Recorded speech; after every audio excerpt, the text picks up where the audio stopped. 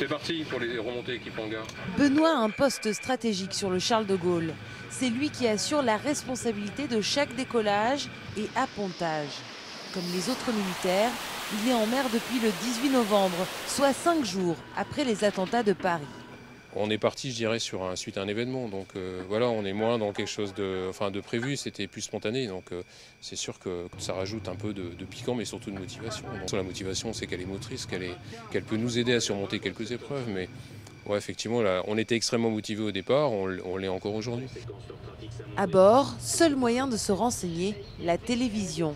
Un lien précieux après le choc qu'ont créé les attaques de l'État islamique sur le territoire français.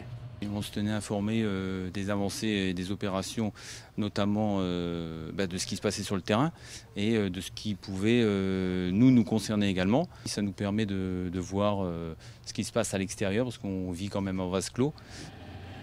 En vase clos dans un village flottant de 2000 habitants. Sur le porte-avions, la plupart des militaires ont en moyenne moins de 30 ans. Le même âge que les victimes des attaques du 13 novembre. Pour les plus jeunes qui font leur première mission, en parler, c'est un exutoire. Forcément, on en a parlé, c'était inévitable. On se soutient moralement les uns les autres quand il y a quelqu'un qui ne va pas. Même nous, je vois les filles dans notre poste, il y en a une qui ne va pas bien, c'est justement à ce moment-là qu'il faut être soudés.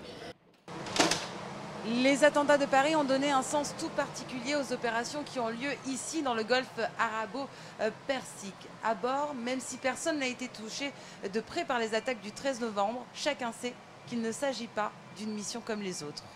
On garde les mêmes distances que pour la dernière fois. Ok. Passage chez le quart. Sébastien, officier de manœuvre, a plus de 15 ans de marine. Mais c'est la première fois, dit-il, qu'il sent le regard de la population changer à l'égard des militaires français. C'est après un sens particulier parce que, on a senti, et ça je pense que c'est particulier à la mission actuelle, on a senti un soutien, une attention de la part de nos concitoyens qu'on ne ressent pas forcément en permanence. Ça fait quelques années que je suis dans la marine, première fois que je le sens avec une telle acuité, et ça booste un peu la motivation, ça booste l'engagement des gens et c'était vraiment sensible cette année. Une motivation qui devra durer dans le temps. Les marins ne rentreront chez eux qu'en mars, après avoir parcouru plus de 100 000 km en 4 mois, soit plus de 2 fois l'équivalent d'un tour du monde.